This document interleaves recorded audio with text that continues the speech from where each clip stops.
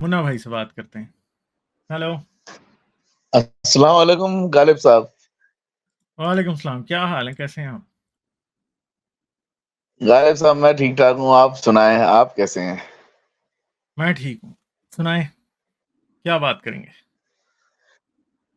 गालिब साहब आज एक जो है एक हदीस पे बात करना है और थोड़ा सा हाँ जी, उसको हाँ जी। लेकर कुछ कंफ्यूजन है, तो आप जरा उस पे बताएं कि इसको किस तरीके से समझा जाए।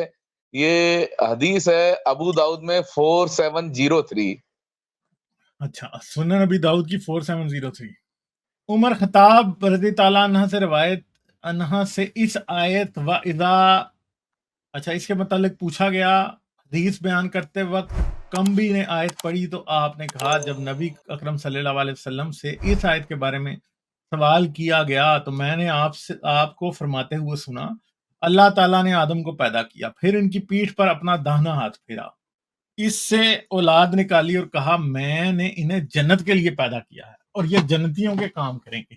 फिर इनकी पीठ पर हाथ फेरा तो इससे भी औलाद निकाली और कहा मैंने इन्हें जहन्नमियों के लिए पैदा किया है और ये अहले जहन्नम के काम करेंगे। तो एक शख्स ने कहा, अल्लाह के रसूल, फिर अमल से क्या फायदा?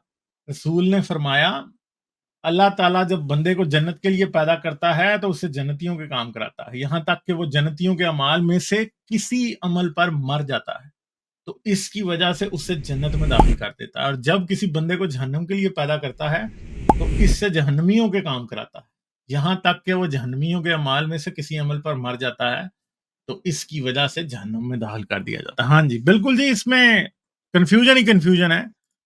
एक तरफ अमाल है और दूसरी तरफ जो है ना वो ये कहना कि अच्छे अमल करो, और दूसरी तरफ कह दी अल्लाह ने खुद जब पैदा ही किया था तब भी उसे पता था कि ये जो मैंने अपने हाथ से फेरने से जो निकले हैं ये जहन्नम में जाएंगे।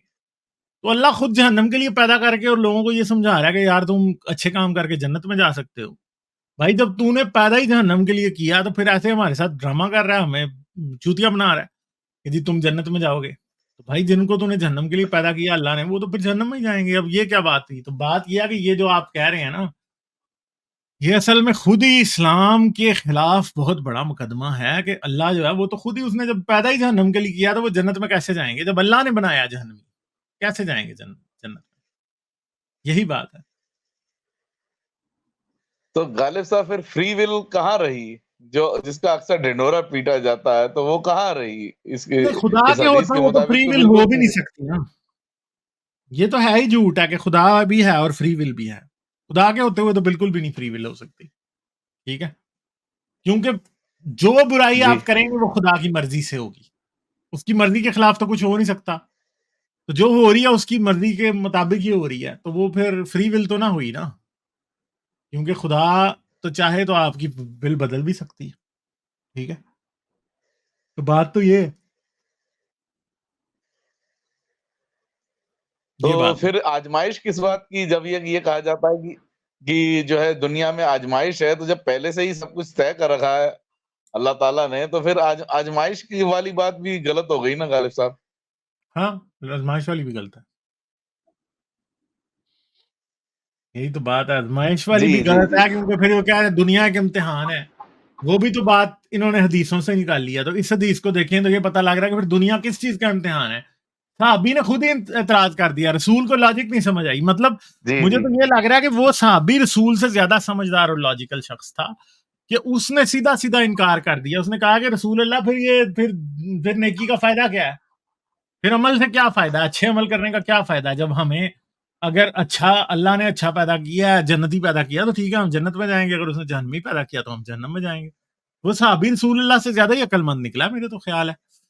आप खुद बताएंगे ऐसा है कि नहीं? ऐसा ही है ना, फिर वो तो फिर ज्यादा ही समझदार है। ठीक है, जी जी जी यही जी बात कर जी। रहा हूँ। बेशक बेशक। जी। और अच्छा अच्छा गालिब साहब, दूसरी बात ये है कि मैं अभी पिछले दिनों जो है एक वीडियो देखा था। हमारे इंडिया में एक बड़े मौलाना हैं, काफी उनका नाम है, यूट्यूब पर भी वो काफी एक्टिव हैं। आप शायद नाम सुना होगा उनका, हम्म, अमीनुल कादरी साहब। सुना है सुना आपने है, नाम? सुना है, सुना है। पता है। करें बात। उनका एक वीडियो है जिसमें वो बता रहे हैं कि ये जो थोड़ी मजाहिया बात लगती है, लेकिन वो काफी सीरियसली बताए हैं कि ये जो मुर्गा जो होता है सुबह उठ के जो कुकड़ू को बोलता है, ये कुकड़ू को नहीं बोलता है, ये हाँ, हाँ। कूमू लिल्लाहि खालिदीन हाँ, हाँ। बोलता है। आपको पता है कुछ तो दिन पहले उसने ये कहा कि बकरी भी घर में नहीं रखनी चाहिए। मैंने वो वीडियो नहीं बनाई उसके ऊपर। वो कहता है कि अगर बकरी का दूध आपको धोना नहीं है, बकरी का दूध पीना नहीं है, तो बकरी घर में रखनी नहीं है, बल्कि बकरी के थनों की तरफ देखना भी नहीं चाहिए। हाँ, तो वो जो तो है ये तो भी ये जो इस तरह की जी, जी, जी, आप बात की पूरी कीजिए। हर मौलवी की ना एक ऑडियंस है, और सबसे बेवकूफ ऑडियंस बरेलवी मुल्ला के पास है, और ये बरेलवी मुल्ला है।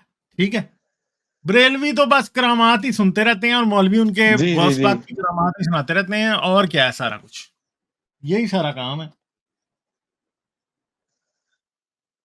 ठीक है, ये हो रहा है सब कुछ। तो गालिब साहब कि हाँ, ये बात ये जो इस तरह की ये जो बातें करते हैं, तो ये बातों के पीछे इनके पास कोई रेफरेंस भी होता है, या ये मनगढ़ंत बातें करते हैं? नहीं नहीं, इनके पीछे रेफरेंस होते हैं ना, इनकी अपनी किताबें हैं ना, बरेलवियों की अपनी किताबें हैं, इनके पीरों ने, इनके मुल्लों ने लिखी हुई हैं, जो पुराने हैं, 200-300 साल पुराने, उन्होंने 100 साल पुराने, 150 साल पुराने गौस पाक की किताबें होंगी, आगे पीछे और होंगी, फिर ये इस तरह के लोगों की किताबें जो है ना, वो उनके ऊपर ये चलते हैं असल में। ठीक है, उनके अंदर ये बातें लिखी होती हैं, जी, वहां से जी, पढ़ के ये जी, करते हैं, ऐसे नहीं कर रहा कि मुल्ले तो होते ही लकीर के जी। फकीर हैं, उन्होंने वही अच्छा, बताना होता है जो लिखा होता जी, जी। जी, गालिब साहब एक आखिरी सवाल आपसे और है कि है। यहाँ अभी जो है पिछले 2-4 साल में हमारे को काफ़ी पढ़ने में मिलता है कि ब्रिटेन में ग्रूमिंग गैंग्स हैं काफ़ी सारे, हम्म, जो हम्म। पाकिस्तानी ओरिजिनल के हैं, और उनका बड़ा खौफ है, और उन्होंने कुछ इलाके तो ऐसे कर रखे हैं जहाँ गोरे भी दाखिल नहीं हो सकते।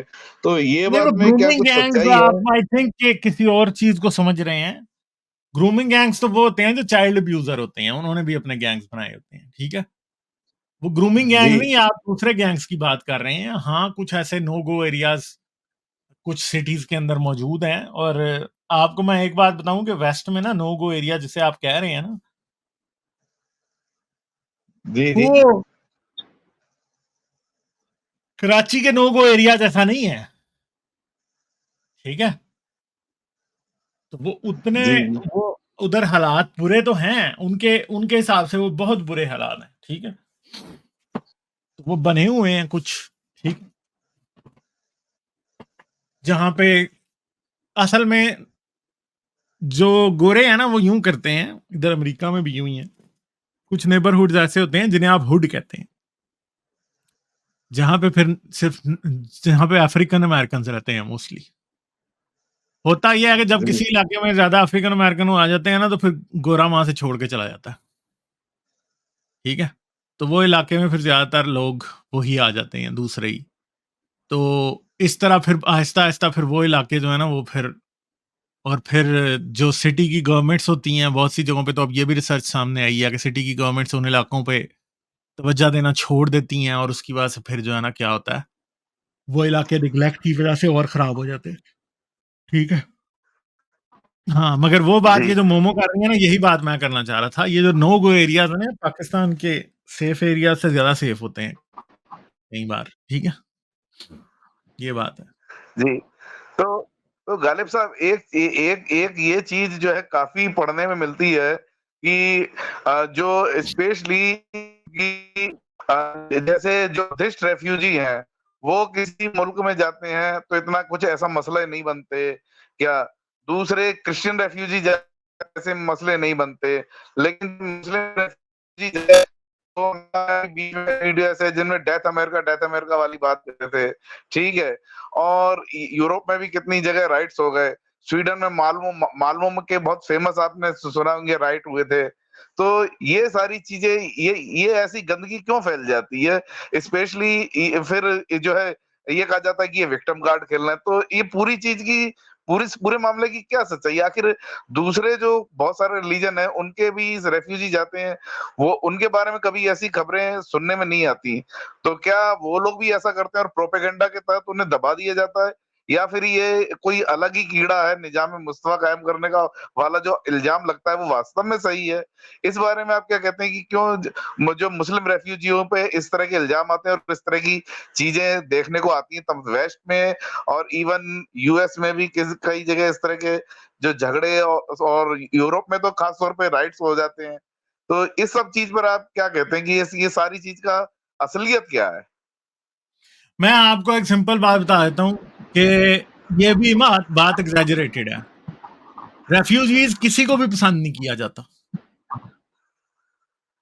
ठीक है। अब इधर मैं अगर आपसे बात करूं यूरोप में और अमेरिका में भी, तो ये आप मत समझें वो यूक्रेनियन रेफ्यूजीज, मैं जिधर आया हूं यहाँ पे यूक्रेनियन बहुत सारे हैं, लोग यूक्रेनियंस को पसंद नहीं कर रहे। हमारी तो दूर की बात है ना, लोग यूक्रेनियंस को, पोलिश को, ठीक है, और पता नहीं और किन किन मुल्कों के लोग आए हैं, वो सब रेफ्यूजीज को, गोरी चमड़ी वाला सब रेफ्यूजीज को एक ही नजर से देखता है। इस्लाम के खिलाफ प्रोपेगेंडा या मुसलमानों के खिलाफ प्रोपेगेंडा वो एक चीज है कि जो पॉलिटिकल टूल के तौर पे यूज करते हैं। ऐसा नहीं है कि वो पसंद, मैक्सिकन रेफ्यूजीज के खिलाफ जितना अमेरिका में प्रोपेगेंडा होता है, आप छोड़ दें मुसलमानों के खिलाफ तो उतना होता ही नहीं, ठीक है। हालांकि यहाँ पे अगर आप देखें तो हर जगह पे आपको मैक्सिकन जॉब करते दिखाई देंगे। आप वॉलमार्ट पे जाएंगे, आपको मैक्सिकन, पूरा वॉलमार्ट मैक्सिकन चला रहे, ठीक है। आप किसी और जगह जाएंगे, किसी फार्मेसी पे जाएंगे, किसी हॉस्पिटल में जाएंगे, हर जगह आपको लैटिन अमेरिकन मिलेंगे, वो जॉब कर रहे हैं, वो पूरा मुल्क चला रहे हैं और नफरत भी राइट विंग उनसे कर रहा है, ठीक है। इसी तरह आपको मुसलमान भी हर जगह मिलते हैं, ठीक है, वो भी चला रहे हैं, वो भी अपने काम कर रहे हैं, वो भी अपने सिटीजन के तौर पे रह रहे हैं अच्छे तरीके से, ठीक है। तो प्रॉब्लम ये है कि ये राइट विंग का प्रोपेगेंडा है ना कि ये चीज बहुत ज्यादा है और फलां चीज कम है, ये बात भी गलत है, ऐसा नहीं है, ठीक है। जो चीज है ना, जो रियलिटी है वो कहीं दरमियान में है। हाँ, मुसलमानों में मजहबी नफरत है, वो मौजूद है, डेफिनेटली मैक्सिकन कोई आता है अमेरिका में तो वो जो है वो उस तरह से अमेरिका से नफरत नहीं करता, या फिर उसको उसको जो है ना वो मजहबी इशू नहीं होता। हाँ, मुसलमान के लिए मजहबी इशू हो भी सकता है और होते भी हैं, और फिर टेररिज्म में भी कहीं ना कहीं इन्वॉल्व नजर आ जाते हैं। मगर हम ये भी जानते हैं कि टेररिज्म वाली जो बातें हैं उनके पीछे जो सारे का सारा सिलसिला है वो भी हमें पता है कि वो किस तरह से चलता है, और वो एक पॉलिटिकल मूवमेंट है सारी की सारी, और वो उधर भी रिलीजन को फिर पॉलिटिक्स में जब बहुत शदीद शामिल किया जाता है तो फिर मसले होते हैं। और फिर दूसरी बात है कि जिहाद की जो टीचिंग है ना इस्लाम में, वो एक बहुत बड़ा मसला, वो नहीं होनी चाहिए। अगर मुसलमान जिहाद पढ़ना और पढ़ाना बंद कर दें तो फिर ये भी दूसरों की तरह के हो जाएंगे, ठीक है, समझ गए? जी। चलिए गालिब साहब, बहुत शुक्रिया आपका, ये सारे आपने डाउट्स क्लियर करे, बहुत शुक्रिया गालिब साहब। मैं चलता हूँ, मैं यूट्यूब पे देखता हूँ। Okay, thank you, bye bye. Like, share और सब्सक्राइब करना मत भूलें। इसके साथ साथ आप मेरे चैनल को पेट्रियन पर सपोर्ट कर सकते हैं। पेट्रियन का लिंक वीडियो की डिस्क्रिप्शन में है।